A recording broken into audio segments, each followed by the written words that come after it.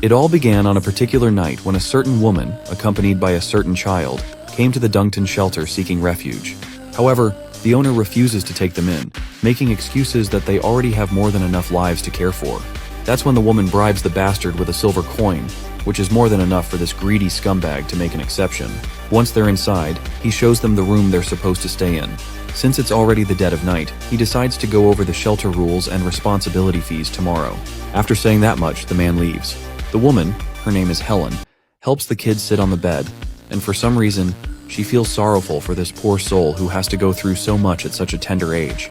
The meek kid wants to know where his mom and dad are, but it looks like something tragic has happened to both of them, and Helen is too horrified to spill the truth. So, she feeds him baseless optimism, claiming that he'll be able to meet his parents soon enough. But before that, he'd better catch some Z's and wait for the next day to arrive. The innocent kid acknowledges her words, and a while later, he's fast asleep. Meanwhile, the woman starts coughing violently, and soon realizes she's about to die, with blood coming out with each cough. With a final farewell to the little boy, she dies right there on the spot. The kid wakes up a while later, only to see the sheets covered in blood, with her already pushing up daisies. Later, the shelter's manager arrives with his mistress. Both of these scumbags are annoyed to see the old hag dying on them in their shelter. The mistress notices that the kid has the same bleach-colored hair as Pauline, a woman who's been living in the shelter for a while now. Speaking of the devil, Pauline shows up too. And yeah, she really does look a lot like the kid. The mistress immediately orders that the kid will be under Pauline's wing from now on. Since this ain't a charity show, Pauline and the kid have to beg for money together on the streets and bring it in. Now about this Duncton shelter. It's technically operated with charity money and government subsidies, a supposed sanctuary for people with nowhere to go. But in reality, it's a wicked place that exploits children under the pretense of responsibility fees, just to rake in profits. Pauline introduces herself and asks the boy's name. The kid doesn't respond. He's still stuck in his thoughts about the woman who just died. Pauline can read the worry plastered all over his face. So she sits beside him and gives him a little wake-up call. She doesn't know exactly what he's been through, but whatever it is, it's in the past. And he's got to keep his chin up if he wants to survive. If he stays upbeat and keeps his spirits high, happiness will find its way eventually. She extends her hand and tells him to put in the effort to make his life better. The kid grabs her hand right away, and just like that, a new chapter of his life begins. From that day onward, he pretends to be Pauline's son, and they beg together in the streets. While their mother-son relationship starts as purely professional, Pauline always takes care of him like he's her own child. She protects him from bullies and other vagrants. With all the care she gives him, the kid never feels lonely. Not even once. And just like that, 5 years pass by like a gentle breeze.